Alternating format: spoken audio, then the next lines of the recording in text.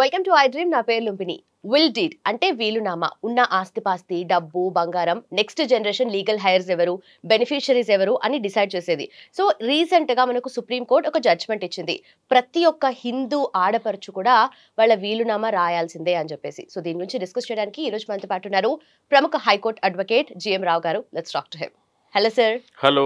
So first of all will deed గురించి usually మన హిందూ కల్చర్లో కానీ లేదంటే మన వాటిలో కూడా ఎక్కువగా మగవాళ్ళకే ప్రాధాన్యత ఉంటుంది. వాళ్ళు రాస్తూ ఉంటారు ఆస్తిపాస్తులకు సంబంధించిన ఏదైనా కూడా. సో తాత ముత్తాతల దగ్గర నుండి అలా వచ్చింది. ఇప్పుడు ఆడవాళ్ళు కూడా తప్పకుండా రాయాలని చెప్పేసి సుప్రీంకోర్టు ఒక జడ్జ్మెంట్ పాస్ చేసింది. సో దాని గురించి క్లియర్ గా చెప్తారా? తప్పకుండా. సో ముందు మీరు అన్నట్టుగా మనకు విల్ డీడ్ అనేది ఎందుకు రాయాల్సి వస్తుంది అంటే ప్రాపర్టీస్ అన్ని హస్బెండ్స్ పేరు మీదనే ఉండేటి, మొగళ్ళ పేర్ల మీదనే ఉండేటి కాబట్టి అది అప్పుడు వర్తించేది. బట్ ఇప్పుడు most of the women's they have the properties, వాళ్ళ దగ్గర ప్రాపర్టీస్ ఉన్నాయి కాబట్టి సుప్రీంకోర్టు మనకు గైడ్లైన్స్ ఇచ్చింది. మనం డీటెయిల్గా దాని గురించి మాట్లాడదాం మనము. సో ఫస్ట్ ఆఫ్ ఆల్ ప్రతి ఒక్కరూ తెలుసుకోవాల్సింది ఏంటిదంటే విల్ నామా అంటే ఏంటిది. ఓకే. సో ఈ విల్ డీడ్ అనేది మన తెలుగు లాంగ్వేజ్లో మాట్లాడుకోవాలంటే ఒక ఇచ్ఛాపత్రం. ఓకే. అంటే స్వయంగా ఇది ఎప్పుడు వర్తిస్తుంది? ఇప్పుడు స్పష్టంగా మనకు ఏం రాయాల్సి వస్తుంది దాంట్లో అంటే, నేను మరణించిన తర్వాత నా ఆస్తి అంటే మీరు ఇందాక చెప్పినట్టుగా ప్రాపర్టీ కావచ్చు, బ్యాంక్ బ్యాలెన్స్ కావచ్చు, గోల్డ్ కావచ్చు, అవన్నీ ఎవరికి వెళ్తాయి అని చెప్పి రాసుకునే అవకాశం ఉంటుంది. ఓకే. ఇందులో ఈ విల్నామా అనేది మాత్రము మరణించిన తర్వాతనే అప్లికేబుల్ అవుతుంది. ఓకే. ఫర్ ఎగ్జాంపుల్ నాకు ఒక ప్రాపర్టీ ఉంది. ఆ ప్రాపర్టీ నేను ఏంటిదని అంటే I can decide based on my own wish, అంటే నా ఇష్టం వచ్చినట్టుగా నేను ఎవరికైనా ఇవ్వచ్చు. నా తర్వాత ఇది నాకు 4 కొడుకులు ఉంటే నేను ఒకటే కొడుకు కూడా ఇవ్వచ్చు. ఓకే. ఓకే. ఎందుకు చెప్తున్నానో దీన్ని మీకు మళ్ళీ తర్వాత చెప్తాను. నేను ఇది 4 ఉండగా ఒకటే కొడుకు కూడా ఇవ్వచ్చు. కానీ అప్పుడు నా ప్రాపర్టీ నేను అతనికి ఇవ్వచ్చు. ఇవ్వకుండా పోతే ఏమవుతుంది? అందరూ కొట్లాడుకుంటారు. So that will discuss it. Okay. Will యొక్క ముఖ్య లక్షణాలు ఏంటిదంటే జీవితకాలంలో ఎన్నిసార్లు అయినా కానీ విల్లును మార్చేయచ్చు. ఈరోజు మొదటి కొడుకుకి ఇవ్వాలనిపించవచ్చు, రేపు 3వ కొడుకుకి ఇవ్వాలనిపించవచ్చు. ఆ రకంగా మొత్తం మార్చుకుంటూ వెళ్ళొచ్చు. బట్ ఫైనల్ డాక్యుమెంటే వాలిడ్ ఉంటుంది. ఫైనల్ డాక్యుమెంట్ మాత్రమే వాలిడ్ ఉంటుంది. ఓకే. సో దీంట్లో రిజిస్ట్రేషన్ తప్పనిసరి కాదు. విల్నామా డైరెక్ట్ పేపర్ పైన, వైట్ పేపర్ పైన రాసేయచ్చు. కానీ రికమెండెడ్ ఈజ్ రిజిస్ట్రేషన్ చేస్తే బాగుంటుంది. ఓకే. రిజిస్ట్రేషన్ చేయకపోతే ఇది ఫేక్ డాక్యుమెంట్ అనొచ్చు, దానికి డూప్లికేట్ అనొచ్చు, రకరకాలుగా దానికి మళ్ళీ లిటిగేషన్లో పడేయచ్చు. ప్లెయిన్ పేపర్ మీద సంతకం పెట్టిండ్రు అది ఇదని. అయితే ఇప్పుడు సుప్రీంకోర్టు అండ్ హైకోర్టు జడ్జిమెంట్స్ ప్రకారంగా witnesses signatures are also compulsory, mandatory. Okay. So witnesses అని అంటే జనరల్గా ఇది ఒకటి చెప్పాలని అనుకుంటున్నాను ప్రేక్షకులకి. లైక్ విట్నెసెస్ అని అంటే ఏదో ఒక సిగ్నేచర్ చేసేస్తారు, అది కాదండి విట్నెస్ సిగ్నేచర్. ఇప్పుడు ఈ కాలంలో విట్నెస్ సిగ్నేచర్ అంటే అతని పేరు, తండ్రి పేరు, ఏజ్, ఆక్యుపేషన్, ఇంటి అడ్రస్, ఆధార్ కార్డ్ నంబర్తో సహా రాసుకోవాలి విట్నెస్ డీటెయిల్స్. ఓకే. ముందు విట్నెస్ అనగా ఒక సిగ్నేచర్ కొట్టేసేవాళ్ళు, అది కుదరదు. అది ఆ కోర్టులలో అది ఎవరు సిగ్నేచరు, ఏంటిది, ఏం కథ ఏం తెలియదు. ఓకే. సో ఇది విల్లు ఒక ముఖ్య లక్షణాలు ఇవి. దీని తర్వాత విల్లు రాసుకోవడం వల్ల కలిగే ప్రయోజనాలు, benefits of executing A will. Okay. కుటుంబ తగాదాలను నివారిస్తుంది. ఫస్ట్ ఆఫ్ ఆల్ ఇందాక మనం ఒక ఎగ్జాంపుల్లో 4 ఉన్నారు అని అనుకున్నాం. ఒక మనిషి అసలు విల్ రాయకుండా చనిపోతే చాలా ప్రాబ్లమ్స్ వస్తాయండి. కానీ రాస్తే మాత్రము కుటుంబ తగాదాలు మాత్రము దాని నుంచి బయటపడవచ్చు. మనం ఏం తగాదాలు ఉండే ఇంకా డైరెక్ట్ ఇది విల్ రాసామని. ఎవరికి ఏ ఆస్తి ఇవ్వాలనుకుంటే అది ఇచ్చే పర్సన్ నిర్ణయించుకోవచ్చు. ఓకే. కూతుళ్ళు, వికలాంగులు లేదా మనకు ప్రియమైన వాళ్లకు రక్షిస్తుంది. ఇప్పుడు నేను కూతురికి ఇచ్చాను, సో షీ సేఫ్, ఆమెకు ఇంకా వేరే వాళ్ళు ఇది చేయకుండా. ఓకే. సమయం టైం అండ్ మనీని కూడా సేవ్ చేస్తుంది. టైం అండ్ మనీని ఎలా లిటిగేషన్లో పడితే 10 సంవత్సరాలు కేసు కొట్లాడుకోవాలి, టైం పోతుంది, మనీ పోతుంది. ఓకే. మళ్ళీ ఇంకోటి ఏంటిదంటే ఆస్తి దుర్వినియోగం అనేది జరగదు. ఒకవేళ విల్నామా రాయకపోతే ప్రాబ్లమ్స్ ఏమేమి వస్తాయి? మనం డిసైడ్ చేసే బదులుగా లా డిసైడ్ చేస్తుంది అప్పుడు ఎవరికి ఏం రావాలని చెప్పి. విల్నామా రాసుకుంటే మనం డిసైడ్ చేయవచ్చు బతికి ఉన్నప్పుడు. ఓకే. సో దాని గురించి ఇప్పుడు ఈ కాలంలో ఎవ్వరి దగ్గర ఏ ప్రాపర్టీ ఉన్నా గానీ అంటే జనరల్‌గా నేను ఆధ్యాత్మికం వీడియోస్ చేసినప్పుడు చెప్తుంటాను. ఒక ఫ్యాక్ట్ నిజము ఏంటిదనంటే నెక్స్ట్ నిమిషము మనం బతికి ఉంటామో లేదో మనకే తెలవదు. అవును. Isn't it? రైట్. కానీ మనం ఏది అంత ఈజీగా వదులుకోవడానికి ఒప్పుకోము. కానీ ఈ విల్నామా ఒకటేంటిదంటే మీరు బతికినంత వరకు మీదే అది. కానీ మీరు పోయిన తర్వాత ఎవరికి అనేది మీరు డిసైడ్ చేస్తున్నారు. Okay. So it is always better. ప్రతి మనిషి దగ్గర ఏ ప్రాపర్టీ ఉన్నా గానీ ఓకే. మీరు 10 మందికి చెప్పాల్సిన పని లేదు. మీరు ఎవరికీ తెలియకుండా ఇప్పుడు బెనిఫిషరీకి తెలియాల్సిన పని కూడా లేదు. ఒక విల్నామా రాసి ఓకే. ఒక విల్నామా రాసి ఇద్దరు సాక్షి సంతకాలు పెట్టుకొని దాంట్లో ఎవరు ఎగ్జిక్యూట్ చేయాలనేది కూడా మీరు అతనికి అప్పగించొచ్చు. ఓకే. ఫర్ ఎగ్జాంపుల్ మీరు లేరు. మీ బ్రదరు ఒక చాలా నమ్మకమైన పర్సన్. అతనికి అప్పగించొచ్చు దాంట్లో విల్నామాలో. ఓకే. నేను పోయిన తర్వాత ఇతను డివైడ్ చేస్తాడు షేర్స్ నా విల్నామా ప్రకారంగా అని చెప్పేసి. సో అంత బెనిఫిట్స్ అనేటివి మనకు ఈ విల్నామాలో ఉంటుందన్నమాట. రాయకపోతే నష్టం ఏంటిది? మనకు మన బదులుగా చట్టం డిసైడ్ చేస్తుంది. చట్టం ఏంటిది? ఫర్ ఎగ్జాంపుల్ నేను బతికి ఉన్నప్పుడు నలుగురు కొడుకుల్లో నుంచి ఒక కొడుకుకి ఇవ్వాలనుకున్నాను. నేను రాయలేదు, విల్నామా రాయలేదు. ఓకే. ముగ్గురు చాలా దుర్మార్గులు అనుకుందాం. ముగ్గురు ఏంటిదంటే తల్లిదండ్రులను హింసించడము అవన్నీ చేస్తున్నారు. వాళ్ళు అసలు తల్లిదండ్రులు ఎప్పుడు పట్టించుకోలేదు, వెళ్ళిపోయాను అనుకుందాం. నా ఉద్దేశం ఏముండే? నేను ఒకటే ఫస్ట్ పర్సన్కే ఇద్దామని నేను అనుకున్నాను. కానీ విల్నామా రాయకుండా పోతే the property will be divided equally. Okay. Okay. వైఫ్కి కూడా వస్తుంది, అందరు కొడుకులకు కూడా వస్తుంది. సో అప్పుడు లీగల్ వేలో డిసైడ్ చేస్తుంది కోర్టు. సో వైఫ్ కి కూడా ఈక్వల్ షేర్ వస్తుంది. వస్తుందండి తప్పకుండా. కుటుంబ తగాదాలు ప్రమాదం చాలా తక్కువ. అంటే కుటుంబ తగాదాలు జరగడానికి చాలా తక్కువ. ఒకవేళ ఇది చేస్తే చాలా ఎక్కువ కుటుంబ తగాదాలు చాలా ఎక్కువ ఛాన్సెస్ ఉంటాయి మనకు ఒకవేళ రాయకపోతే. ఓకే. విల్నామా రాయకపోతే ఇంకోటి ఏం జరగవచ్చానంటే దూర బంధువులు కూడా ఏదో ఒక విల్నామా క్రియేట్ చేసుకొని తీసుకొచ్చి మీ డాడీ అసలు నా పేరు మీద రాసిండ్రా బాబు విల్నామా అని చెప్పి ఎవడో ఒకడు కూడా ఎంటర్ అయ్యే అవకాశాలు చాలా ఉంటాయి. ఓకే. విల్నామా రాయకపోతే ట్రాన్స్ఫర్ ఆఫ్ ప్రాపర్టీలో కూడా చాలా టైం పడుతుందండి. లీగల్ హైర్ సర్టిఫికేట్ కావాలి, అవన్నీ చాలా డిఫికల్ట్ ఉంటుందన్నమాట. మళ్ళీ డిసైడ్ చేసుకోవాలి రాయకపోతే. ఓకే. మళ్ళీ ఒకవేళ రాయకపోతే కోర్టు కేసులలో ఖర్చులు, టైం అండ్ మనీ వేస్ట్ అవుతుంది. ఓకే. ఇది రాయకపోతే అండి. రాస్తే ఏంటిది, రాయకపోతే ఏంటిది మనం చూసాం. విల్నామా రాయకుండా చనిపోతే ఏమవుతుంది? ఓకే. విల్ రాయకుండా మహిళ ఆస్తి హిందూ వారసత్వం చట్టం సెక్షన్ 15 ప్రకారము పురుషుల ఆస్తి సెక్షన్ 8 ప్రకారం పంచబడుతుంది. ఓకే. అంటే ఇది మన హిందూ సక్సెషన్ యాక్ట్ 1956 ప్రకారంగా వైఫ్ చనిపోతే, ఒక ఆడామె చనిపోతే అది ఎట్లా వెళ్తుంది, అండ్ మగవాడు చనిపోతే ఆ ఆస్తి అంటే విల్నామా రాయకుండా చనిపోతే ఎట్లా డివైడ్ చేయాలి అనేది ఈ 2 సెక్షన్స్లో పెట్టారు మనకు. ఓకే. సో ఇది హిందూ సక్సెషన్ యాక్ట్ 15 ప్రకారంగా ఏమో లేడీ చనిపోతే ఎలా అని చెప్పేసి, సెక్షన్ 8 ప్రకారంగా అయితే హస్బెండ్ చనిపోతే అంటే తను చనిపోతే ఎలా ఉంటుంది. ఇప్పుడు మనం అర్థం చేసుకోవాల్సింది ఏంటంటే సెక్షన్ 15(1) ఇది చాలామందికి తెలియదండి. అందరు ఏమనుకుంటారు, ఈవెన్ చాలామంది దగ్గర అడ్వైజ్లు, మీరు తెలిసిన వాళ్ళ దగ్గర అడ్వైజ్ తీసుకున్నా ఆయన పోయినా సరే అందరికి ఈక్వల్గా వచ్చేస్తుందండి. అది కాదు. మనిషి విల్నామా రాయకుండా చనిపోతే, మగవాడు చనిపోతే ఒక ప్రొసీజరు, ఆడవాళ్ళు చనిపోతే ఒక ప్రొసీజర్ ఉంది మనకి ఇక్కడ. ఓకే. సో సెక్షన్ 15(1) ప్రకారంగా హిందూ సక్సెషన్ యాక్ట్ ప్రకారంగా జనరల్గా ఎవరెవరికి వెళ్తుంది అనేది దాంట్లో మెన్షన్ చేశారు. ఓకే. సో దీని లోపల ఏంటిదని అంటే ఫస్ట్ క్లాస్ హైరర్స్, హస్బెండ్ చనిపోయాడు, ఒక మగ పర్సన్ చనిపోయాడు అనుకోండి. మగ పర్సన్ చనిపోతే first class heirs, second class heirs అని చెప్పి ఫస్ట్ డిసైడ్ చేస్తారండి.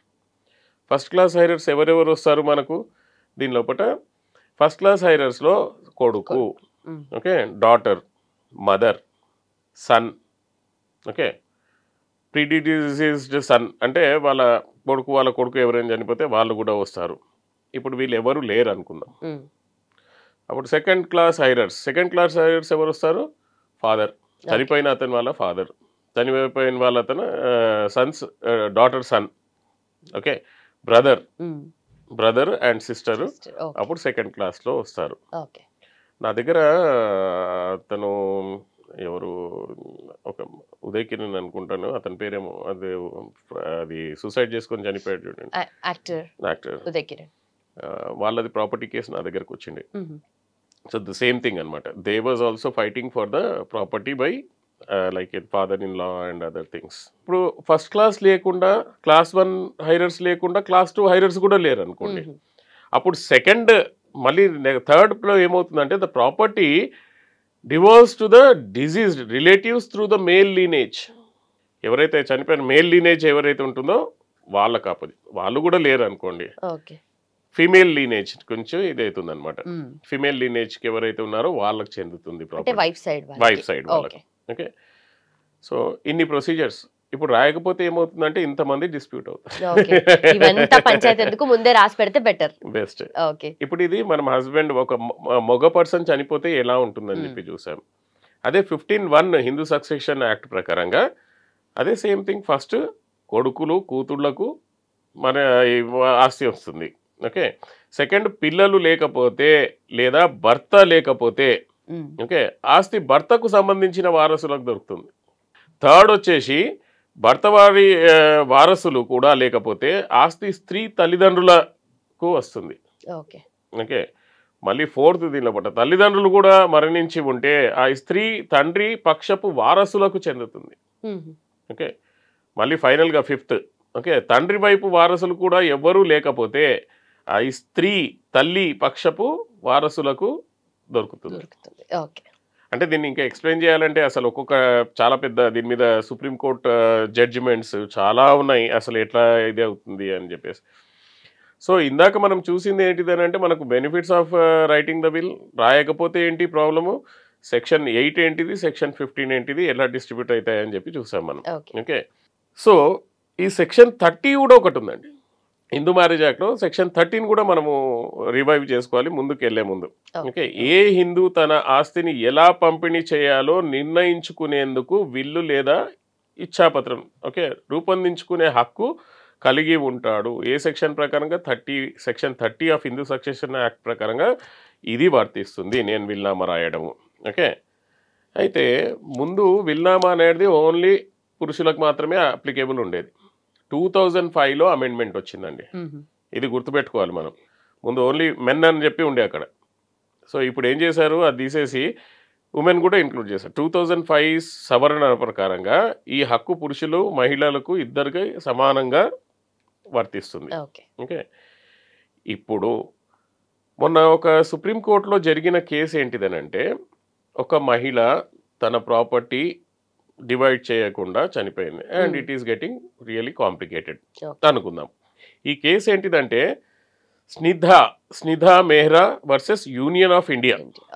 ఓకే, ఇది WP అని అంటాం, WP writ petition number 732 of 2020 but decided on 25th March 2025.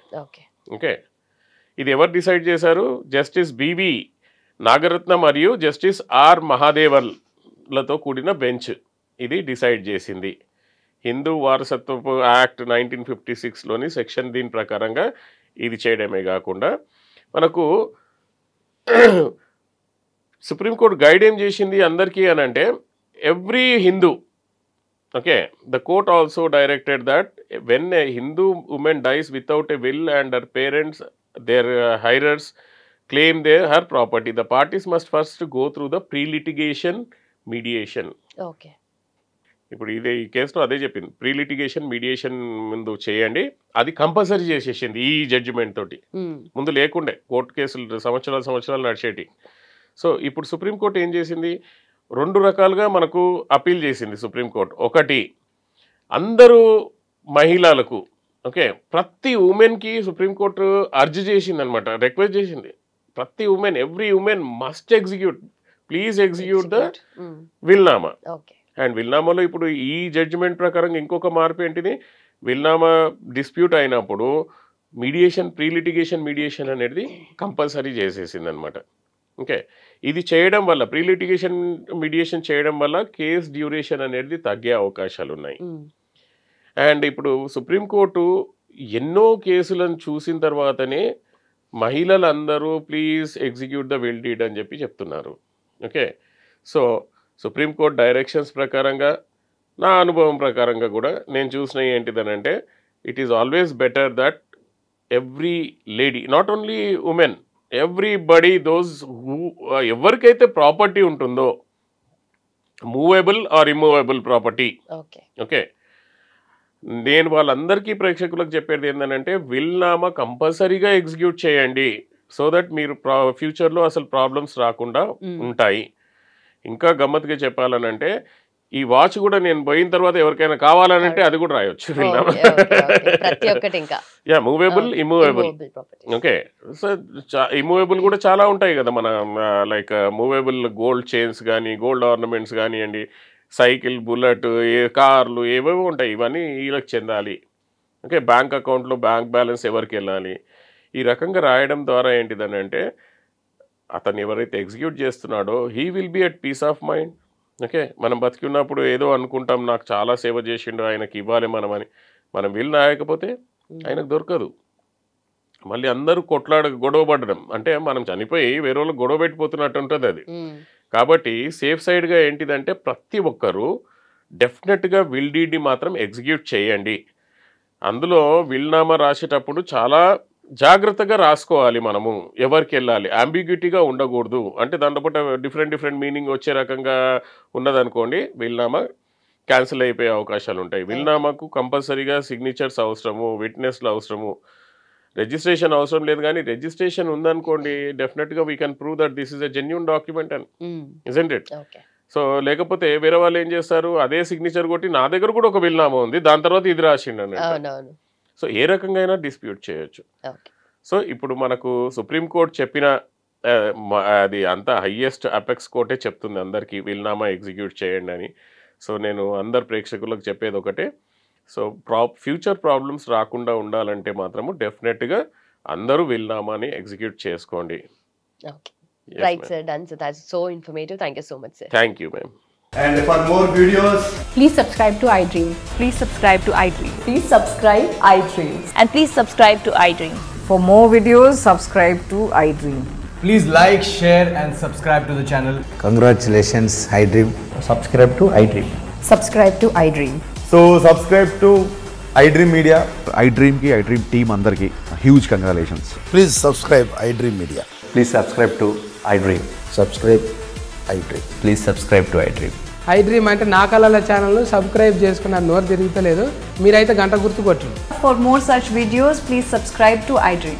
Subscribe to iDream. Please subscribe to iDream. Please subscribe iDream Media. Please do subscribe to iDream. Please subscribe to iDream Media. For best entertainment and information, please subscribe iDream. And don't forget to subscribe to iDream.